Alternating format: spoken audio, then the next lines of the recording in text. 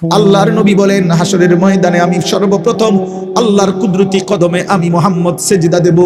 হাসরের ময়দানে প্রথম আল্লাহ আমার হাতে আল্লাহর প্রশংসার পতাকা আমার হাতে তুলে দিবেন। হাসরের ময়দানের সর্বপ্রথম আল্লাহর প্রশংসার বাক্য আমি মুহাম্মদই আমার জবানে উচ্চারণ করব। এত মর্যাদা, এত সম্মান যাকে আল্লাহ দিয়েছেন, আল্লাহর কসম বাপ, সেই নবী পর্যন্ত প্রতিদিন 5 ওয়াক্ত নামাজের পরে যিনি মাসুম, যিনি নিষ্পাপ, যার কোনো গুনাহ নাই, তিনি নিজে 5 ওয়াক্ত নামাজের পরে আল্লাহর কাছে 2 হাত তুলে নবী দোয়া করতেন, আল্লাহুম্মা হাসিবিনি হিসাবান ইয়াসীরা। নবী নিজে এই দোয়া পড়তেন, আল্লাহুম্মা হাসিবিনি হিসাবান ইয়াসীরা।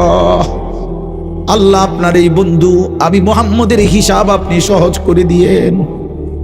আমারও ভয় হয় রে মাওলা। এত সম্মান, এত মর্যাদার ঘোষণার পরেও আমি মুহাম্মদ হাসরের ময়দানকে ভয় করছি। আপনি কে? আমি কে? খবর আছেনি কোনো? অতএব আল্লাহ তাআলা বলেন, বান্দা আমি পরীক্ষা নেব, ইমানের পরীক্ষা, আমলের পরীক্ষা, সেজদার পরীক্ষা, বন্দেগীর পরীক্ষা, গোলামির পরীক্ষা।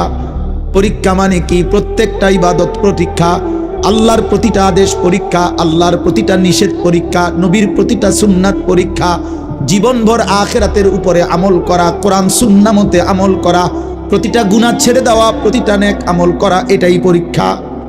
পরীক্ষা চলছে, পরীক্ষা চলবে, রাতেও পরীক্ষা, দিনেও পরীক্ষা, সকালেও পরীক্ষা, বিকালেও পরীক্ষা, একাকীও পরীক্ষা, সবার সাথেও পরীক্ষা, গোপনেও পরীক্ষা, প্রকাশ্যেও পরীক্ষা, গভীর অন্ধকারেও পরীক্ষা, দিনের আলোতেও পরীক্ষা। আল্লাহ বলেন, চলছে পরীক্ষা বান্দা। কখন পর্যন্ত চলবে মাওলা?